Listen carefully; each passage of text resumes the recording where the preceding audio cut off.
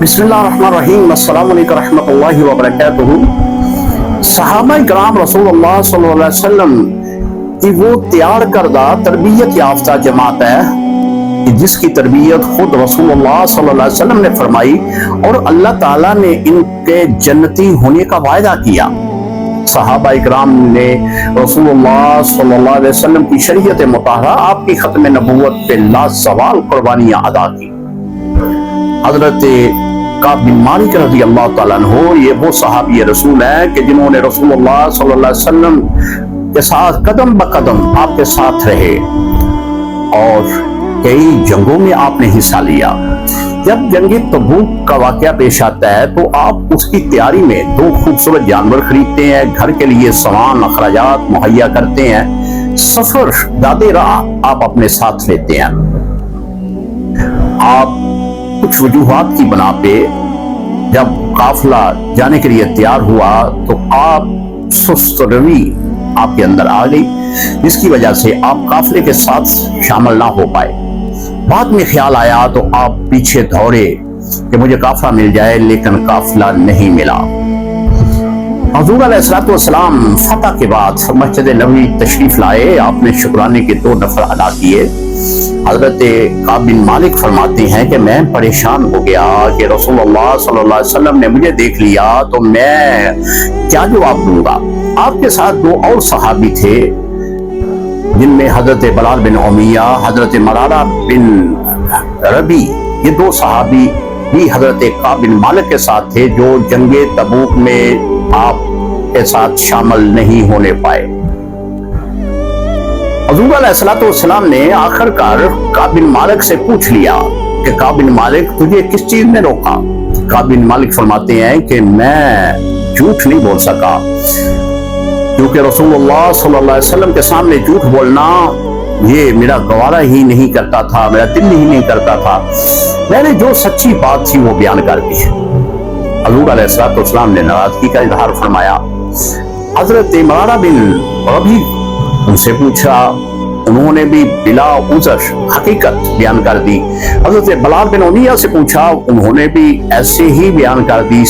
تو ان تینوں صحابہ کرام سے رسول اللہ صلی اللہ علیہ وسلم نے ناراضگی کا اظہار فرمایا کہ جب تم نے اللہ نے صحت دی ہے، مال دی ہے، آنے جانے کا اللہ تعالیٰ نے تمہارے لیے انتظام کر دیا ہے، تو پھر تم کیوں نہیں گئے؟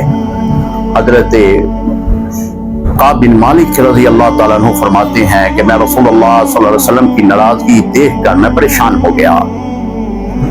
میں حضور علیہ السلام کی مجلس کو اختیار کرتا، لیکن حضور علیہ السلام میرے چہرے کی طرف دیکھتے نہیں تھے۔ صحابہ اکرام نے ہمیں بلانا، گفتگو کرنا چھوڑ دیا، ہم پریشان ہو گئے۔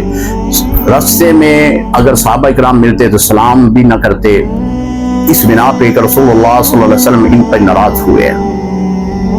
یہاں تک کہ گھر کی جو بیویاں تھیں ان تینوں صحابہ اکرام کے گھر میں، انہوں نے بھی علیحدگی اختیار کر لی۔ ان میں حضرت بلال بن امیہ پورے تھے، ان کو رسول اللہ صلی اللہ علیہ وسلم نے اجازت دے دی ان کی بیوی کو کہ ان کی خدمت کر، انہیں علیحدگی اختیار نہیں کرنی۔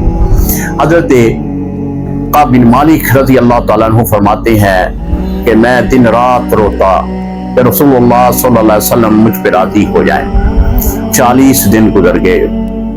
میں اپنے عزیز ابو قتادہ کے پاس گیا، میں نے ساری بات بیان کی تو ابو قتادہ رضی اللہ تعالیٰ عنہ آپ نے بھی منہ پھیر لیا۔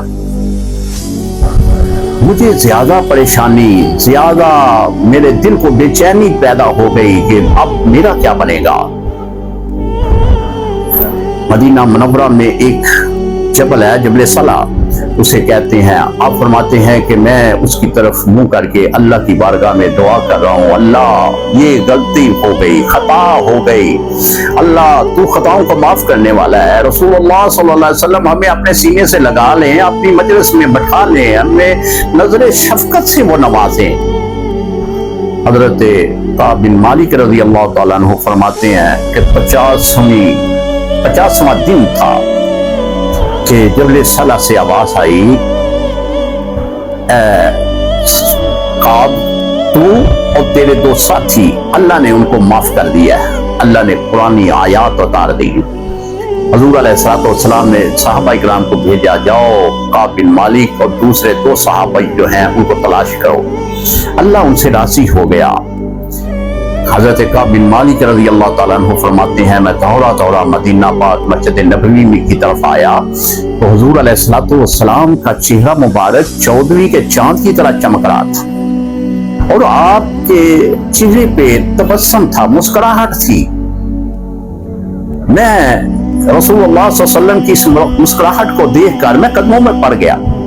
حضور علیہ الصلوۃ والسلام نے فرمایا کعب بن مالک تو بھی، اور حضرت مرارہ بن ربی تو بھی، اور حضرت بلال بن امیہ تجھے اللہ تعالیٰ نے معافی دے دی ہے۔ یہ تینوں صحابہ اللہ کی بارگاہ میں جھک گئے۔ کعب بن مالک رضی اللہ تعالیٰ عنہ آپ فرماتے ہیں کہ یا رسول اللہ صلی اللہ علیہ وسلم یہ معافی آپ کی طرف سے ہے یا اللہ کی طرف سے؟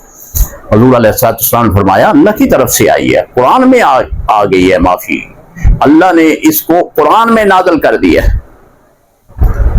یہ ہے صحابہ کرام، اور رسول اللہ صلی اللہ علیہ وسلم سے محبت کرنے والے، جنہوں نے اپنی جان مال اولاد رسول اللہ صلی اللہ علیہ وسلم کے دین کی خاطر قربان کرنے میں دریغ نہیں کیا، اور رسول اللہ صلی اللہ علیہ وسلم کی ناراضگی کو برداشت نہیں کیا، اور رسول اللہ صلی اللہ علیہ وسلم آپ کے منہ پھیرنے سے آج جو بے چینی صحابہ کرام پہ پیدا ہوتی تھی، اس کا صحابہ کرام کو ہی پتا ہے کہ وہ کس ندامت کس پریشانی میں وہ دن گزارتے۔ اللہ نے تینوں صحابہ کرام کو خوشخبری دے دی کہ آپ کی جو کوتاہی جو سستی جنگ تبوک کے لیے تھی وہ اللہ نے معاف کر دیا۔ سلام صحابہ، سلام صحابہ، سلام صحابہ۔ السلام علیکم ورحمۃ اللہ وبرکاتہ۔